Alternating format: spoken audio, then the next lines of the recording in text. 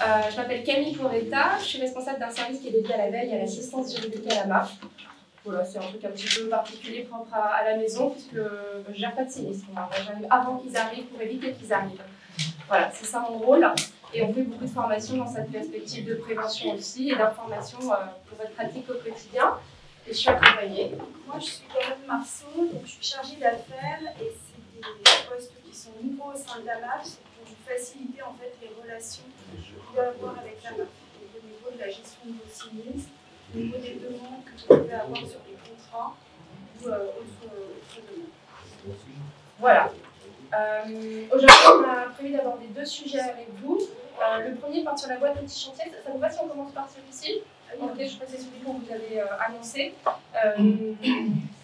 Qui est, voilà, je vais encore parler, qui est un outil qui a été développé par la MAF, auquel vous avez accès lorsque vous êtes adhérent MAF. Et puis ensuite, on parlera de la RE 2020. Alors, ce sera une présentation forcément un peu synthétique, parce qu'on n'est pas là pour y passer une journée sur la RE 2020. Moi, je ne suis pas technicienne, donc le but, c'est plutôt de vous parler des risques qu'on a pu commencer à identifier pour le maître d'œuvre dans sa pratique, et qui pourrait pour nous générer peut-être un peu plus de sinistres que ce qu'on avait avec la RT. Voilà. Donc c'est ça l'objectif de cette deuxième présentation. Voilà, je commence directement avec la boîte à outils chantier. Hop. Pour vous expliquer un peu de quoi il s'agit. Alors, la boîte à outils. Oui. Est-ce qu'il serait possible de lever l'écran? Alors, c'est pas moi qui gère ça.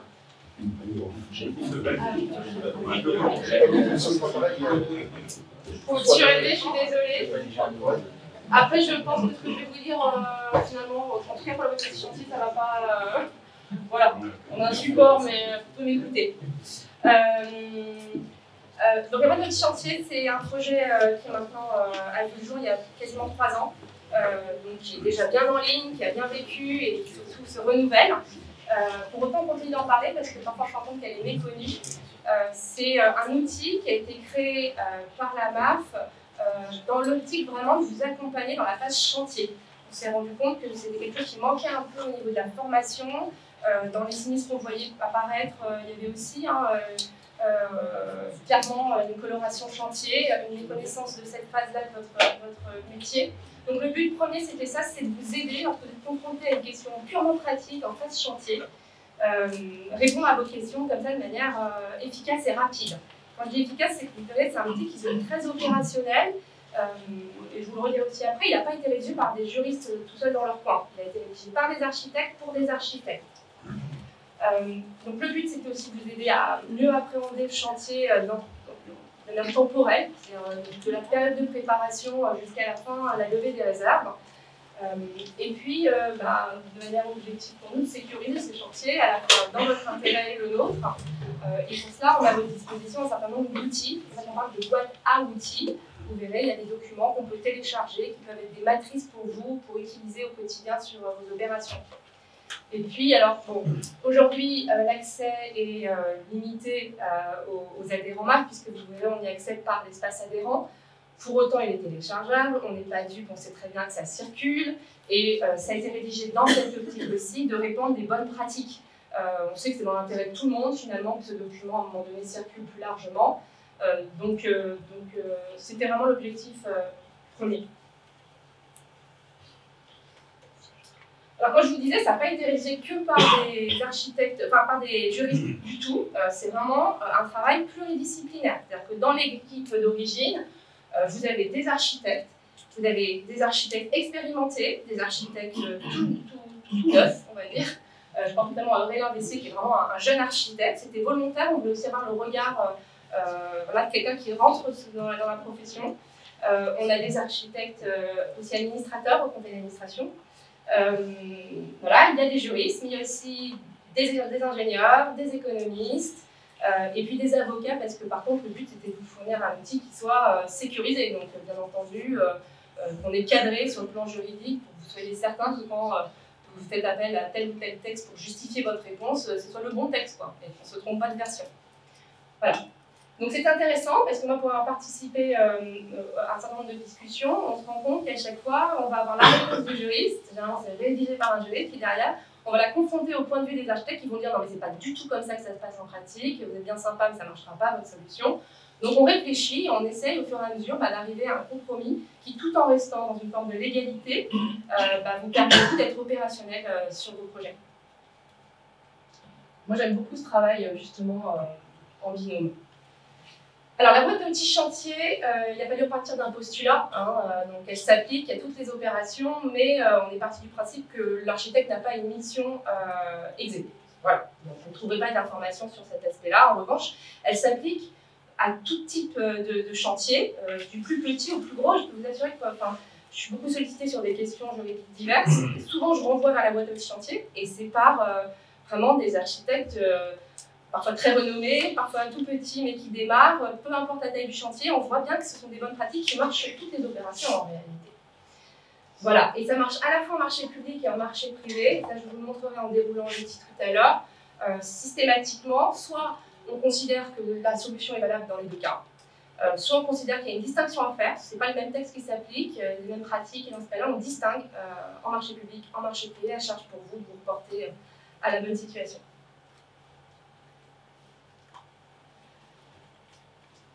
La boîte à outils chantier, elle est conçue donc, de manière chronologique, sous forme de chapitres. C'est un peu comme un manuel, c'est-à-dire il y a des versions papier qui circulent aussi.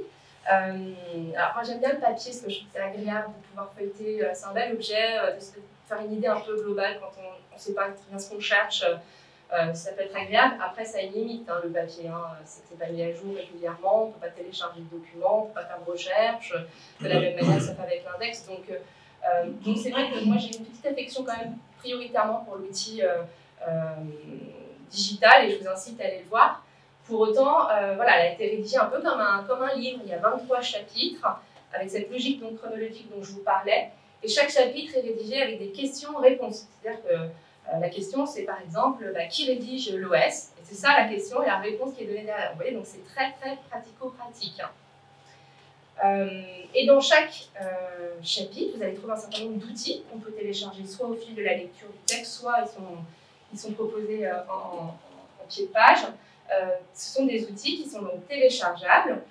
La plupart se téléchargent en Word, ce qui vous permet, vous, derrière, de l'adapter, de le modifier, d'insérer votre logo, d'en faire un peu ce que vous voulez, pour pouvoir, c'est forcément, on me dit, ah ben oui, mais là, vous avez un modèle de courrier, mais ça parle de garde de corps.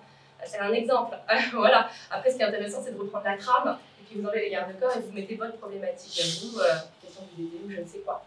Voilà, ça vous permet d'avoir une structure. Je pense que quand on n'est pas juriste de formation, de savoir comment il faut écrire au maître d'ouvrage, par exemple, quelles sont les mentions à préciser dans une mise en demeure, c'est bien d'avoir ces documents-là et de pouvoir le télécharger et l'adapter. Alors ça, c'est aussi un peu ma marotte, parce que si on suis à la manœuvre, faire un outil, c'est génial, mais s'il n'est pas mis à jour régulièrement, très rapidement, il ne sert à plus rien, en fait. Et notre matière, aujourd'hui, elle est régie par un corpus réglementaire qui ne cesse d'évoluer.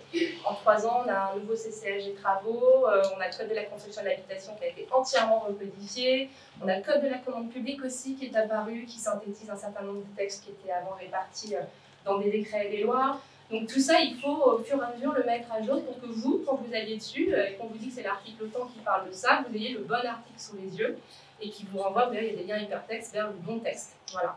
Et puis la mise à jour, c'est à la fois des liens, mais c'est aussi du contenu, parce qu'on est très à l'écoute de vos retours, on a un certain nombre de suggestions qui nous remontent, et au fur et à mesure, on essaye de rajouter des contenus qui pourraient manquer.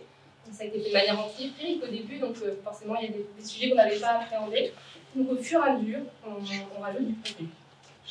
La dernière mise à jour a été faite tout récemment en mai dernier. Elle prend compte le CCAG travaux notamment, qui est quand même venu pas mal modifier la pratique en marché public, par exemple sur la question des OS.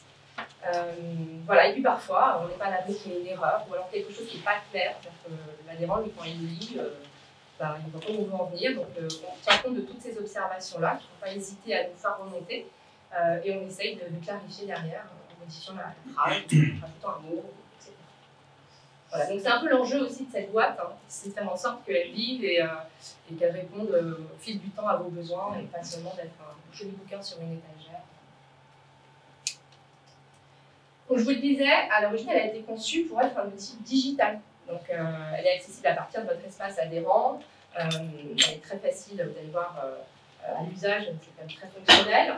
Nous, on considère que le digital, ça permet de servir d'une barre de recherche, de télécharger des contenus, de faire des mises à jour régulières.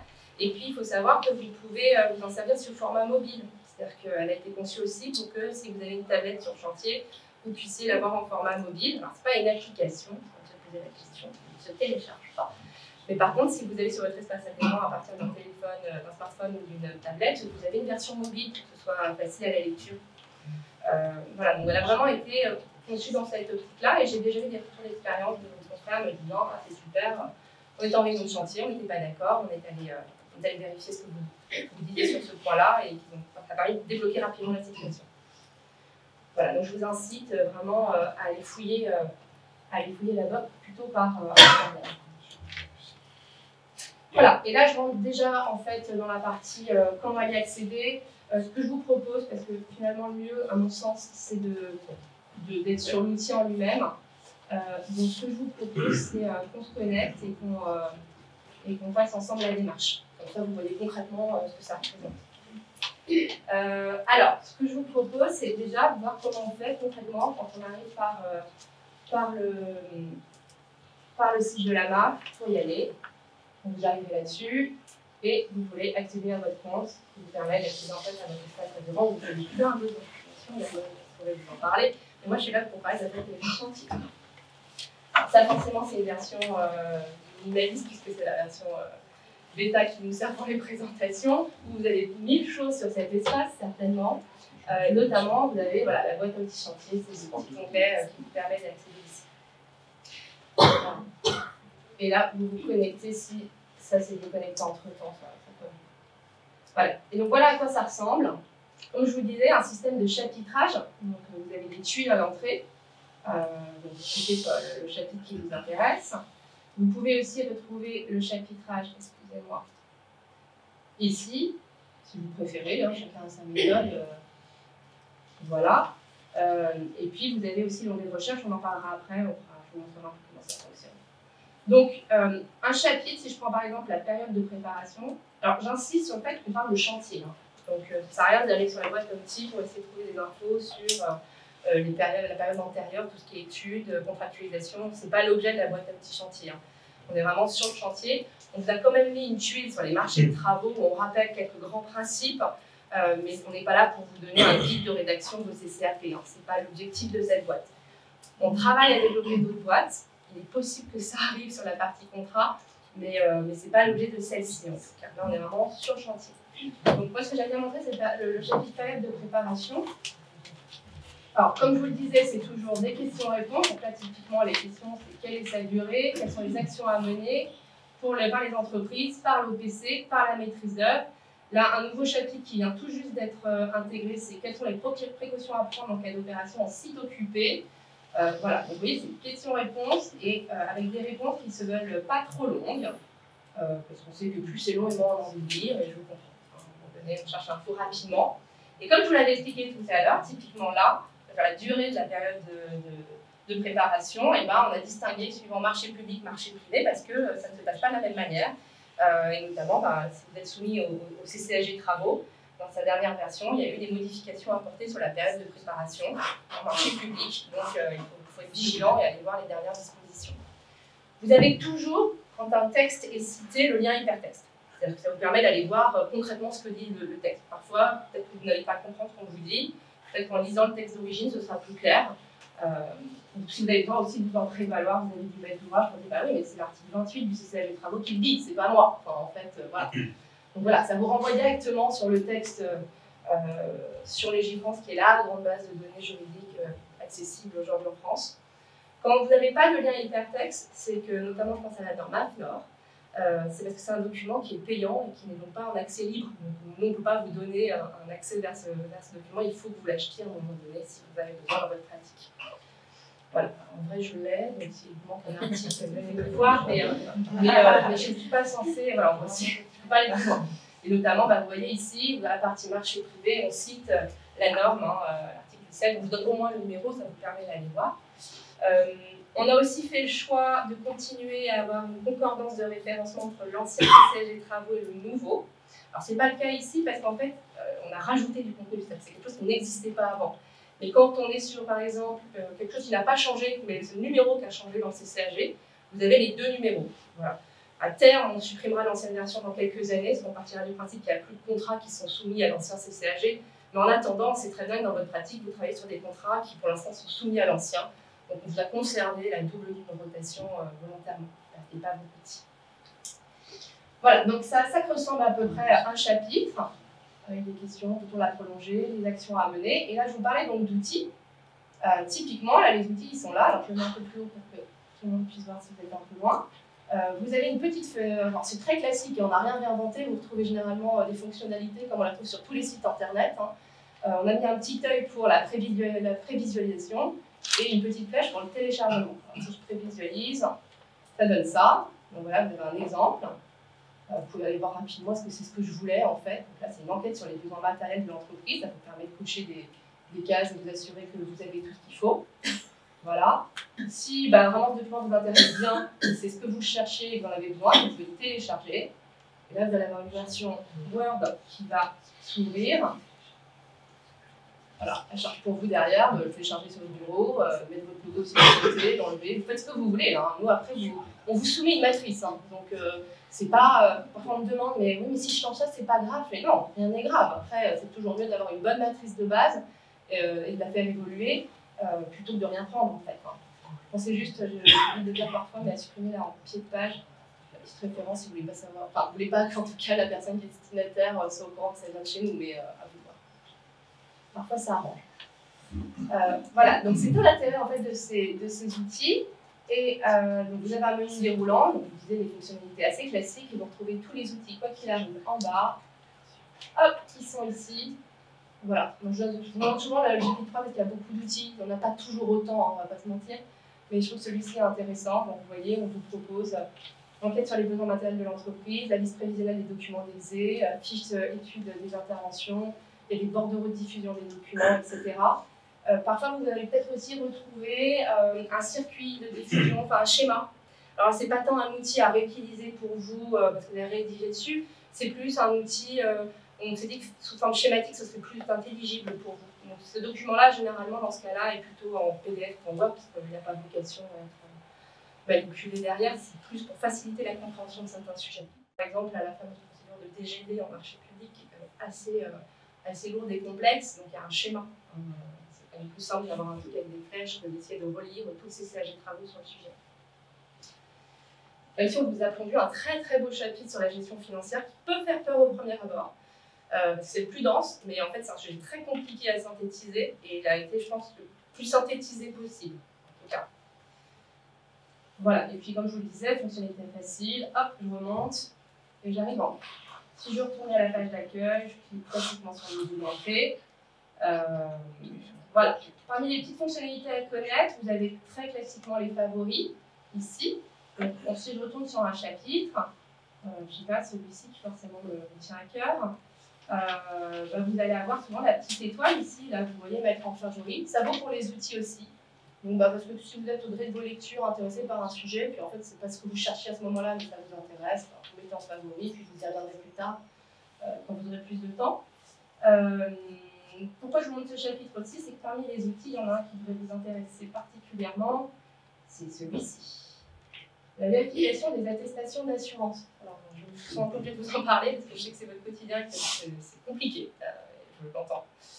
Donc, on vous a proposé une vraie attestation d'assurance qui a été anonymisée, un concurrent qu'on ne nommera pas, et on vous a mis sur le côté des petites bulles, en fait, pour vous dire ça il faut regarder, ça il faut regarder, et ainsi de suite. Parce qu'on sait que c'est quand même hyper compliqué à appréhender comme document. Ça ne vous prive pas, si vraiment vous êtes en difficulté, de la faculté de nous contacter. Hein. On a des équipes à la direction des contrats qui savent lire les attestations, heureusement. Mais bon, si vous avez un doute, ça se trouve, la réponse est là. C'est un petit outil pratique. Donc celui-là, j'aime bien le montrer.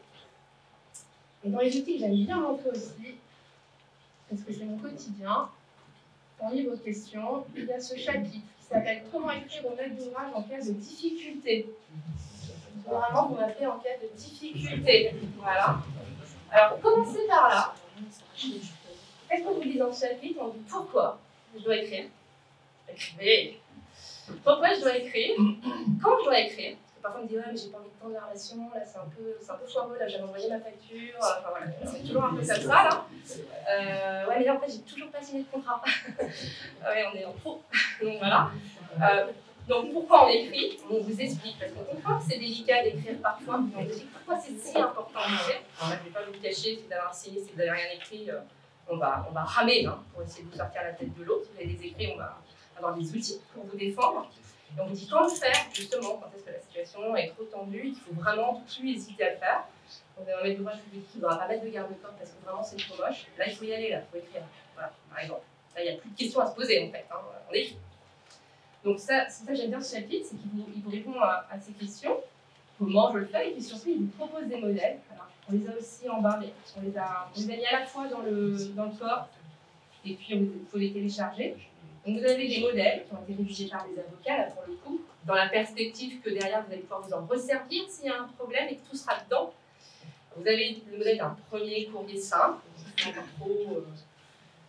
trop fâché. Hein, on envoie une première lettre et on vous le dit, on peut le faire par mail, par fax, il y a d'autres manières de faire par commander au début, hein, on commence par se parler. Voilà, ça c'est la première. Quand ça ne se passe pas très bien, ben derrière on déroule. Voilà, là, le 17 de rappel. Hein, vous n'avez pas eu de réponse. Allô, toujours pas de réponse. Hein, voilà. Là, on n'a toujours pas fait de recommandé. Je signale qu'un mail avec un accusé de réception, c'est déjà un commencement de preuve très utile devant les juges. Juste garder l'accusé de réception, parce qu'on n'a peut-être pas le réflexe de se dire ah, bah, tiens, je vais le ranger dans le dossier avec le mail d'origine. Voilà. Et puis si vraiment ça ne se passe pas bien, ou alors que le sujet est grave, vous parlez des cartes de corps, en fait, il n'y a pas de négo. Hein. On envoie une lettre recommandée. Parce que on parle de la sécurité des occupants et je ne vais pas vous raconter ce que ça peut générer chez vous en responsabilité pénale. Mais là, vous avez un modèle de lettre recommandée. Généralement, on a fait déjà les étapes précédentes. En fait, on n'en vient pas là par hasard. Et puis, on vous explique que ça ne se prive pas de la possibilité de passer un petit coup de fil en parallèle pour prévenir que la lettre recommandée arrive. Ça aussi, ça permet d'apaiser un peu parfois les relations. Voire même, vous pouvez accuser la marque de vous avoir dit que vous n'aviez pas le choix, il fallait envoyer un recommandé. Comme ça, c'est moins méchant. Voilà, donc c'est un exemple que j'aime bien montrer dans la boîte à outils chantier, parce que ça, c'est vraiment des questions qu'on nous pose quotidiennement. Mais vous n'avez pas un modèle de courrier, mais est-ce que je peux vous envoyer ma lettre? Je ne sais pas comment la rédiger. Vous avez les outils, en fait, dans la boîte à outils. Voilà. Donc, commencez par là. Après, bien sûr, si vous n'êtes toujours pas à l'aise, que c'est compliqué, parce que parfois, la situation, vous ne savez même pas comment vraiment la qualifier. Est-ce que j'en suis au point 1, au point 2 ou pas? Et bien, vous nous appelez. Et là, pour le coup, on est là pour essayer de vous donner des billes pour raisonner.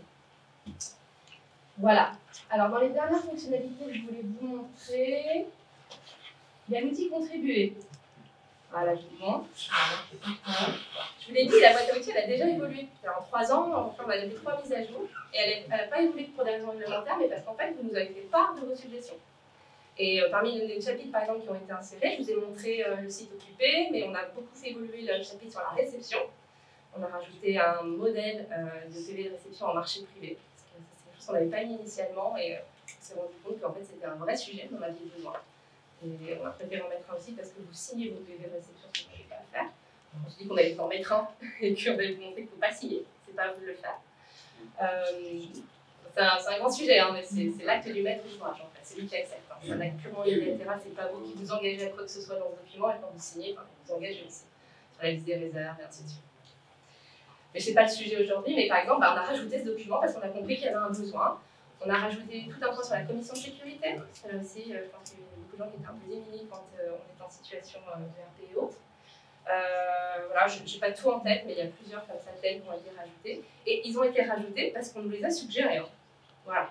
Alors en plus, quand j'ai 2-3 personnes à la suite qui me disent que vraiment là, ils ont besoin d'une aide, on a rajouté un point aussi, par exemple, sur les critères pour le choix des entreprises. Comment on fait pour choisir une entreprise? Ça, c'est un sujet qui venait de manière récurrente. Donc, on a intégré en amont dans le fameux chapitre 2 sur les marchés de travaux.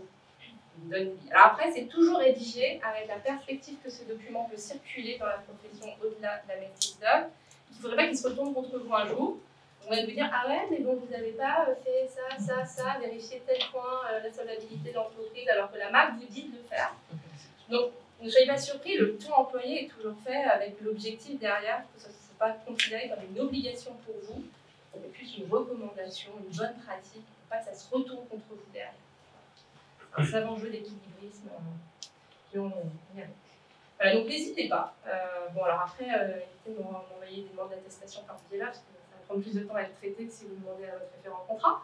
Mais bon, tout ce qui arrive là est traité quoi qu'il arrive, et on répond aux questions quoi qu'il arrive. Voilà. Et le dernier point que je voulais aborder avec vous, avant peut-être de passer aux questions, et puis à la deuxième thématique, c'était donc l'outil de recherche. Alors, quel est l'intérêt? C'est que soit vous savez exactement ce que vous cherchez, alors on a parlé du contrôle de l'attestation tout à l'heure, je vous ai montré, vous saviez que vous avez un outil de ce type-là dans la boîte, donc vous êtes directement allé dans le chapitre 6, qui forcément est hyper bien, puisqu'on est des assureurs, donc il est fait aux petits oignons. Mais parfois on ne sait pas. Et où est-ce qu'on va trouver ça? Et comment je vais contrôler l'attestation d'assurance? Donc vous pouvez rentrer les mots-clés ici, sans surprise, que je pense que je prends un peu de choix à la vidéo, donc soyez pas surpris. Voilà, si je mets contrôle de l'attestation d'assurance, vous devriez avoir normalement l'outil dont je vous parlais tout à l'heure, vérification des attestations, d'autres occurrences éventuellement, mais ce qui est intéressant, c'est surtout ça. Un autre exemple de question trop régulièrement posée, la présence du maître d'ouvrage au rayon de chantier. Ce vaste sujet. Émission, pas émission, légitimité à être présent ou pas, comment on le gère quand il est là. C'est une particulier qui a une surtout parce que son père faisait de la maçonnerie chez lui.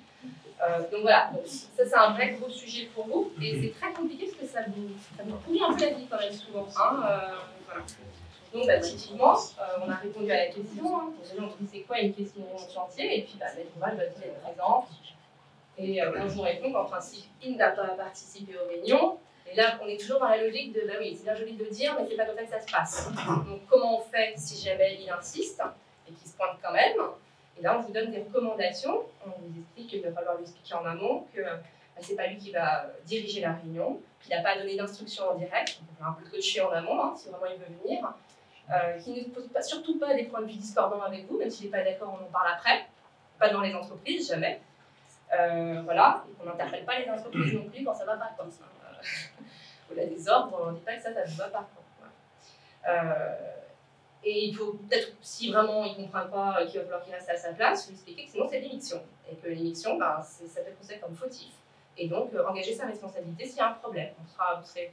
On sera nous, en tout cas, légitimes quand on défendra vos intérêts, à faire valoir que là, sur ce point-là, ce n'est pas de la faute du maître d'œuvre, c'est le maître d'ouvrage qui s'est initié, qui en a fait qu'à sa tête, et qui, en réunion de chantier, a mis de la pagaille, quoi, en fait. Et peut-être qu'on parlera un partage de responsabilité. Parfois, quand on a vraiment un maître d'ouvrage un peu compliqué, dur d'oreille, ça peut être des arguments qui portent. Voilà. Donc, vous voyez, c'est vraiment ça, la boîte à outils. C'est essayer d'être dans le concret, et c'est plus facile pour vous, peut-être, de recopier les quelques recommandations que vous portez à la connaissance de votre maître d'ouvrage que de le rédiger tout seul dans votre coin, sachant pas très bien ce que vous pouvez lui dire ou pas. Et voilà. Tout ça ayant été cadré par les juristes, des avocats, plein de monde en amont, bien réfléchi. Mais ça, la boîte d'outils a mis quand même 2 ans et demi à sortir de travail, de rédaction, de relecture. Voilà. Il n'y a pas un chapitre qui n'a pas été lu par plusieurs personnes avec des regards différents. Donc voilà, moi, je suis si favorable à la présenter, c'est que je suis convaincue que c'est un formidable outil pour vous. Et moi, dans mon quotidien, je passe mon temps à y renvoyer, parce que je sais que la réponse s'y trouve. Voilà. Alors, je ne peux pas le reprocher à quiconque, voilà. Mais c'est l'occasion de dire à la personne, allez voir la boîte d'outils, en fait, vous avez plein d'infos déjà. Donc, commencez par là. Voilà, j'en ai fini pour la présentation de la boîte à outils chantier. Je ne sais pas si vous avez des questions. C'est très clair, ça fait super envie d'aller la voir maintenant. Ça fait peut-être job. Et puis, je vous le disais, restez plutôt connecté sur la version informatique qui est forcément mise à jour plus régulièrement. Même si vous avez récupéré un exemplaire papier, parce qu'il y en a qui circulent, notamment si vous avez rendez-vous la marque, on l'a largement distribué pour la faire connaître par ce canal-là. Et puis, je suis la première, j'aime bien les bouquins. Mais voilà. Allez voir la version informatique. Sachez aussi que, fort du succès de cette boîte, parce qu'on a quand même un excellent taux de connexion, on travaille sur d'autres boîtes à outils. Comme je vous disais, c'est 2 ans et demi de travail pour celle-ci, donc je les annonce, mais vous n'attendez pas à ce qu'elles arrivent là comme ça. Voilà. Mais on a 3 dans les tuyaux, avec des groupes de travail déjà constitués, donc c'est des vrais projets. La première portera sur le volet urbanisme, parce que nous nous rendons compte que c'est un domaine dans lequel la responsabilité des architectes est particulièrement exposée. Vous êtes souvent très seul en fait dans cette phase-là, hein, tout ce qui est en rapport avec les règles d'urbanisme. Et donc le résultat, c'est que vous êtes très seul condamné aussi. Donc là, le but, c'est vraiment de vous donner les moyens de vous armer si jamais vous cherchez à vous rechercher en responsabilité. Le deuxième sujet dont on en a parlé, c'est les contrats. Alors aujourd'hui, c'est plutôt abordé sous l'angle de votre contrat de mission. Comment je rédige mon contrat de maîtriseur, quels sont les pièges, quelles sont les clauses toxiques à refuser, quelles sont les clauses à rajouter. Peut-être un panier, mais pour nous, juristes derrière, vont être un trésor de guerre pour pouvoir vous défendre. Voilà, c'est vraiment le but de cet outil-là. En parallèle de ce que propose l'ordre sur les contrats types, là, c'est plus pour vous permettre, quand on vous impose un contrat, c'est souvent le cas, d'avoir une grille de lecture. Voilà. Le but, c'est pas de vous donner des modèles de contrat, c'est vraiment très bien, avec sans difficulté. Mais là, c'est plutôt cette idée-là, c'est de vous permettre de lire un contrat qu'on vous imposerait. Celle-ci aussi, elle est dans les tuyaux. Et la troisième, c'est la boîte à outils BIM. Voilà, c'est sur suggestion d'un certain nombre de vos confrères. C'est un atelier qui est d'ailleurs proposé dans le cadre des rendez-vous de la masse. On sait que c'est un peu aride au premier abord, on a du mal à savoir ce que c'est le BIM, mais justement, on sait absolument à ce que vous sachiez ce que c'est, pour que vous puissiez vous saisir du sujet, parce qu'on sait que de toute manière, ça va se répandre. On le voit déjà dans les opérations actuelles. Et donc le but, c'est que avant les autres, vous sachiez mieux que les autres faire du BIM, et vous armer aussi dans le cadre du BIM pour ne pas prendre des responsabilités au type de tâches que vous ne comprendriez pas très bien. Voilà. C'est tout nouveau. Voilà. Donc le BIM est la quatrième boîte en travaux. Et tout ça devrait sortir en 2023, 2024. Je peux juste vous dire que les choses sont déjà rédigées, donc c'est vraiment des travaux en cours. Oui. Cette boîte s'adapte également s'il y a une mission de base plus exé. Alors, aujourd'hui, elle n'a pas été rédigée en tête optique, donc je préfère être. C'est le postulat de base. Après, je pense que vous y trouverez certainement de l'information pour pouvoir vous orienter. Enfin, j'ai encore fait une recherche hier sur la mission de synthèse qui était évoquée ici, et justement, on fait bien le départ par rapport à la phase exé. On explique voilà, les connexions qui peuvent exister entre les deux. Donc, la notion d'étude exé n'est pas complètement éludée, mais en tout cas, on est parti du postulat, je n'avis pas la notion exé ici. Et puis, bien sûr, si vous n'avez pas la réponse ici, il faut nous interpeller, il n'y a aucun problème. Il y a l'explication de la mission visa. Il y a l'explication de la mission visa. C'est compliqué. Il y a un truc que je ne vous ai pas montré, mais c'est vraiment un petit détail. C'est qu'en toute fin de. Là, ici, là, c'est un peu caché, je suis tout en bas à gauche, vous avez un glossaire. Alors, je vous dis juste que ça me fait penser à ça. L'année dernière, j'ai encore eu des questions. Parfois, on ne sait pas ce que recoupent tous ces nombreux acronymes qui sont très très aimés dans la profession. N'hésitez pas, parce que parfois, on trouve des trucs. On ne savait pas ce que c'était. Hein. Je pense que je sais pas, par exemple, le CCIRA, le Comité consultatif international des règlements amiables, je ne pense pas que ça connaît tout le monde. Sachez qu'en marché public, il n'y a pas un contrat qui n'en parle pas. Donc, je vous le dis parce qu'il est un peu caché glossaire en bas à gauche, et j'ai déjà fait remonter, ce serait bien de le mettre plus visible. Il a le mérite d'exister.